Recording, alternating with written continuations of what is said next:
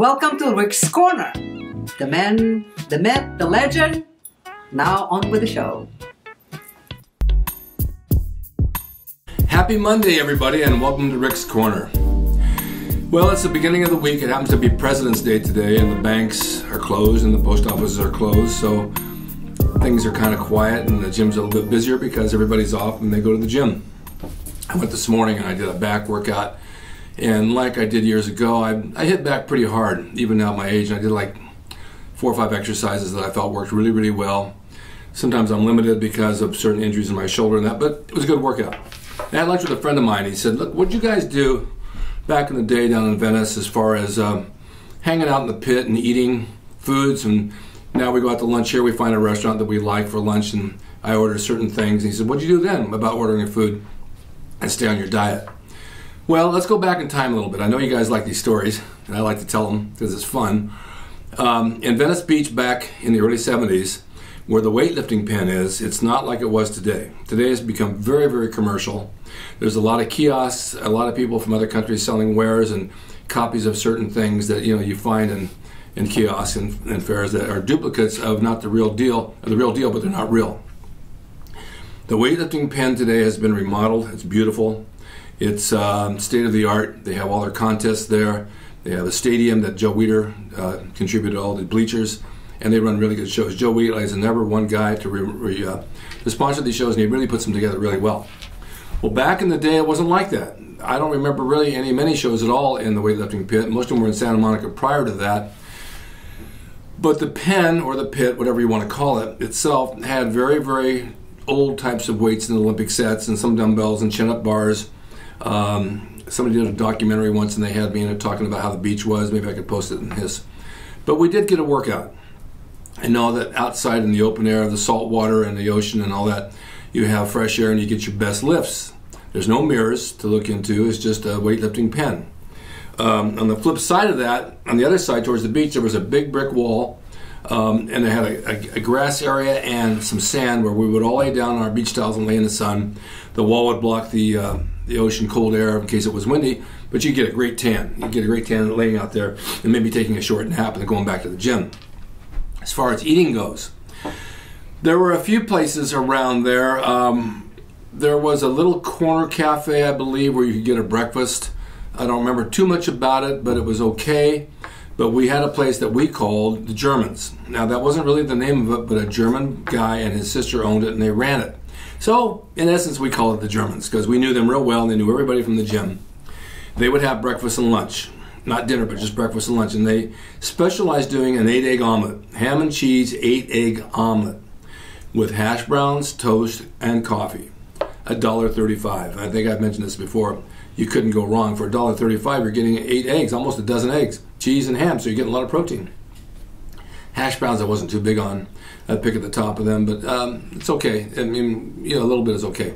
The toast and jelly, we were doing okay, but we were watching our carbs, so we didn't eat a lot of that. That was kind of the go-to place because it was close to the gym, it was close to the weightlifting pen, and the food was good.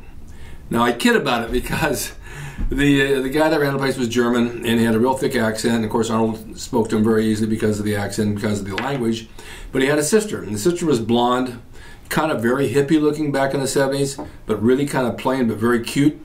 And it's traditional for a lot of the German girls back then to have really hairy armpits.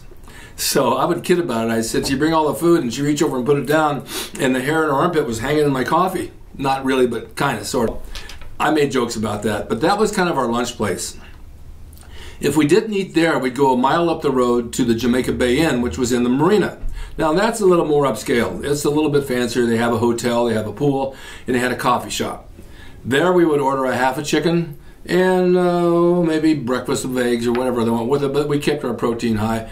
4 or 5 of us ago, I remember Arnold would go, and Ken Waller and a few of the guys, we'd always go over there. I remember ordering the half a chicken once, and I went to bite into it, and I looked, and it was still frozen inside. It had a little green stuff on it. I said, it's a frozen chicken. You didn't even cook it. So they took it back, and they played with it, and they heated it up and made it okay. And then we'd leave and go out through the back door of the restaurant and go sit by the pool and go swimming. Now, no one ever said we couldn't. They didn't know we were staying at the hotel or not, but no one ever came to us and said, you can't lay out by the pool. We were all bodybuilders, and no one really said a word, and we did what we had to do, and it was fine. Now, if we didn't go there, there was a place on 3rd Street in Santa Monica in Wilshire called, I believe it was called the Java Time. It was inside of a walking mall. Actually, I think it was a mall. 3rd Street used to be a street, but they enclosed it and made 3rd Street Mall today in Santa Monica, which is really, really popular. A lot of people go with tourists and they shop and they walk around. But the Java Time was sat inside of the walkway next to Penny's or Sears. I think it was Sears, actually. I'm getting confused. And they had really good food. All male waiters.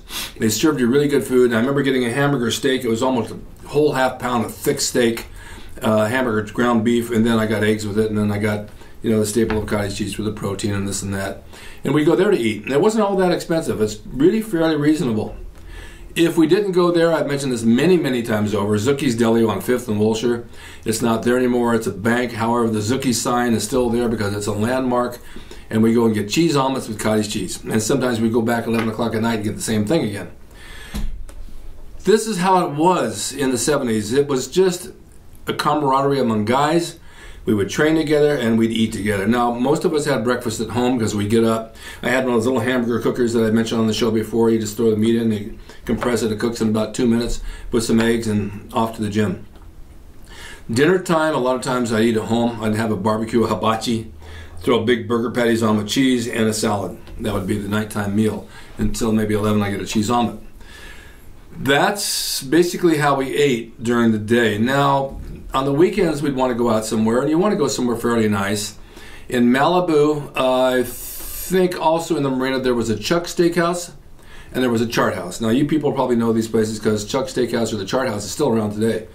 And you could get a teriyaki sirloin steak, a nice size steak, 8 to 10 ounce steak, and a salad bar.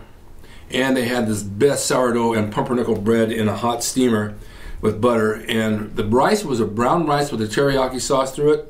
Was absolutely delicious. The whole meal, a teriyaki steak, the rice, the salad bar, and the bread for $3.95. That meal today, going to a Chart House, is probably around $29, maybe even more. And they still have the salad bar. A salad bar, I'd make a big salad with everything you can, the garbanzo beans and the red beans and everything you want to put there, Parmesan cheese, you name it, it was in that salad. That salad alone was a meal by itself. But that would be our weekend time to go. It was really nice. And there was always an hour or 2 hour wait to get in. It's not like today where you can make a reservation and walk in. However, across the alley from me was a guy who was the manager. And he said, Rick, if you want to come down to the Chart House in Malibu, let me know and you won't have to wait. So I always got right in. And the meal was delicious. But that's how we ate back then. And we were talking about at lunch, and you know, it stayed on the diet. And the fast foods weren't really around much in that time. So restaurants had pretty much what you wanted, and you can pretty much tell them how you want it cooked and have it. If it came to desserts, on Saturday night, across from Sookies Deli was the House of Pies. Now, I don't know if there's still a House of Pies, but they had every type of pie you could think of. And we would go over there and get maybe pecan pie with vanilla ice cream, because our junk day started on Saturday night. And we would eat that for desserts. Much of us would go and we'd have the pies and ice cream and this and that. And just a good time, just laughing and joking around, having a nice Saturday night out. So anyway, that's how we ate back then. That's what it was like. You don't see that today, unfortunately. But I do find my restaurants today where I can go for lunch here where I live in the Sherman Oaks that do cater to the type of food that I eat, like a tuna omelet or a hamburger patty and eggs. And you know, it's the same diet that I've been using for years, and it works fine for me. It works fine for a lot of people who train. So I just wanted to bring up some of those old stories. We had a lot of fun with it. It's good to look back and see these things. A lot of the places aren't around like they were. I wished I had pictures, but I don't. But I just wanted to let all of you know how that was. We had this conversation at lunch, and we were laughing and talking about it, saying how much fun it was. So he says, why don't you just do a Rick's Corner and talk about it a little bit? So I did, and this is what it is. Thank you guys for watching, and I have more stories to come throughout the year, some good ones, and I'll see you next time. Hey everyone, now you can have the Gold's Gym logo drawn by me, the artist Rick Drasin, personalized and made out to you and signed by me to frame and put on your gym wall or wherever you see fit to do so. It's a piece of bodybuilding history. It will never be duplicated again. It's the largest selling icon t-shirt logo in the world, and I'm the guy that drew it, and I will draw it for you. Just go to my website, rickdrasin.com, and order there. You can pay through PayPal, and it'll be sent out right away. And be sure to watch Rick's Corner for all the videos on bodybuilding, nutrition, fitness, pro wrestling, and anything that suits your interests as far as getting physically fit and being the best you can be from the golden era of bodybuilding.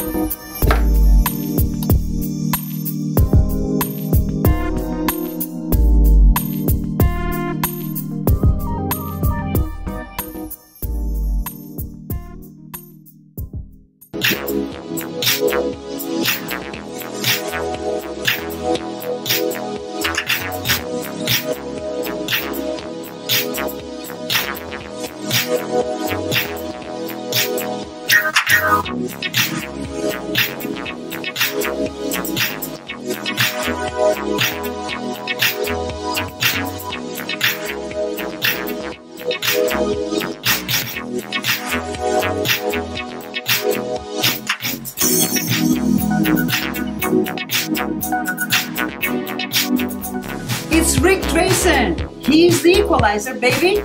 See you next time.